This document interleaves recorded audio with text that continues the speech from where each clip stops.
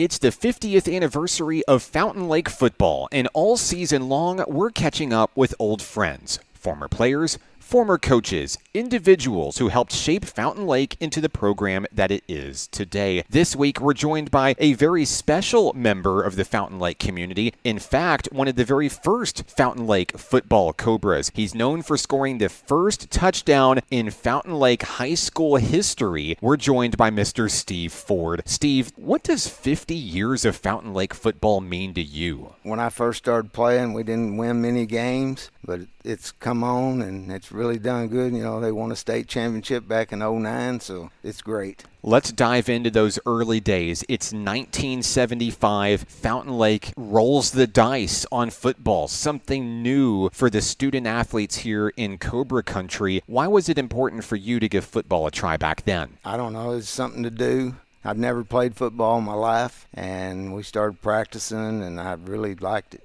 It was fun. What did that first year of Fountain Lake football truly look like? It started out the summer of '75. They come out and said, we're going to have a first football team. We're going to start with junior high. And I thought, okay, I'd like to try that. So a bunch of my friends, Greg Blake, Kenny Heffley, we decided, well, this is going to be good. And I think the very first coach we had, his name was Tom Reynolds, and he stayed for like 2 years. Then a guy named David Pitts come, and he coached me all the way through till I graduated. It was great. So, of course, one of the big stories that we've heard associated with your name over the years is you had the opportunity to score the very first touchdown for this program. Take us through that night. Take us through that play. What was the first touchdown in Cobra history? It was a tailback sweep, and I gained, probably 20-something yards. And it was our very first game up here to get to play on our home field, because I was a junior then, and I started out in the 8th grade, and we played everything away till that night. We beat Magna Cove 22-12, so we won our very first game up here too, so that was real nice. And, of course, we've had the opportunity to talk to one of your coaches as well, Coach Ron Marvel, previously on the series. And the very first Fountain Lake football field wasn't this beautiful AstroTurf facility on top of the mountain. It was where? The very first field we ever played on, we practiced at Bud Smedley and June Smedley's front yard. And then we went from there to Arbordale Springs right down here, and we practiced there for a couple of years. And then right before we got our field, we was practicing down here where it used to be Ed's Eat Shop. That used to be a field there, and we practiced. And then we finally got the field, and we got to play on it, but you didn't dare run out of bounds, because where the grass ended, that's where the rock started.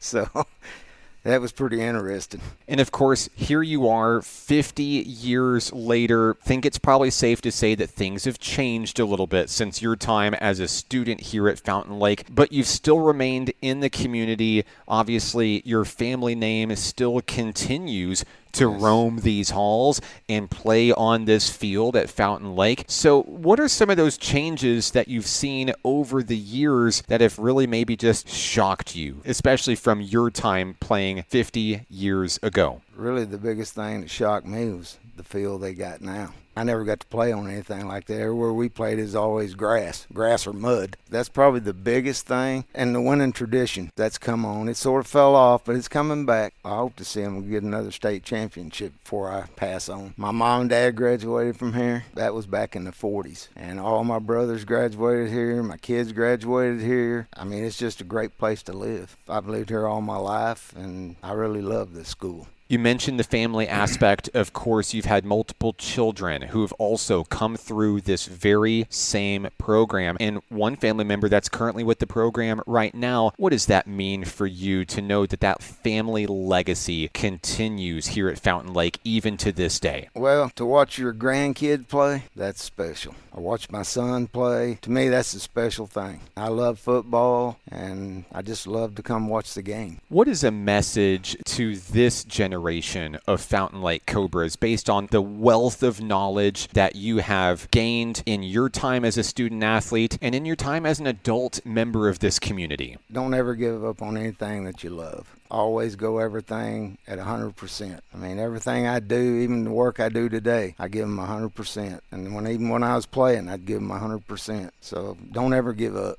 We've talked about some great memories that were made from the beginnings of Fountain Lake football, but do you by chance maybe have any keepsakes from that time that you still have that are dear to you today? I've got a lot of pictures.